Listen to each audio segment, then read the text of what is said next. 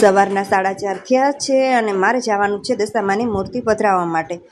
તો નાળિયેર વધેરવાનું હતું તો નાળિયેર પણ વધેરી નાખ્યું અને દીવો કરી લીધો. અને આ છે દશામાં જો લઈ લીધા છે અને હવે જવાનું હતું પધરાવવા માટે. તો તમે જુઓ કેટલા બધા માણસો હાલીને જાય છે. જો આ બેન માથે ઉપાડીને જાય છે અને અમે પહોંચી ગયા. આ છે બોડા તળાવ વઢવાણ અને ત્યાં તમે જો કેટલા બધા માણસો છે અને હું બેઠી છું દીવો કરવા માટે.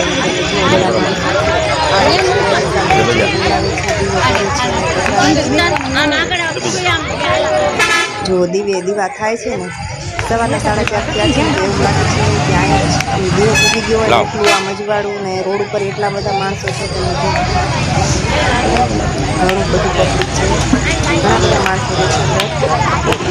અને જો હું અહીં બેઠી છું દીવો કરું છું પણ મારે દીવો કરવામાં બહુ વાર લાગે કેમ કે થોડોક મને પસંદ લાગે છે અને મારા હાથોમાં તો વાર લાગે પણ અત્યારે ફાઇનલી થઈ ગયું.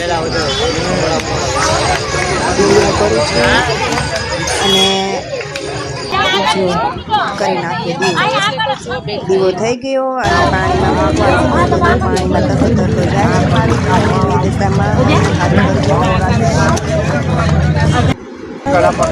દીવો જાય છે. અને આ જો હવે 12 કોઈ પાછું લઈને આવ્યા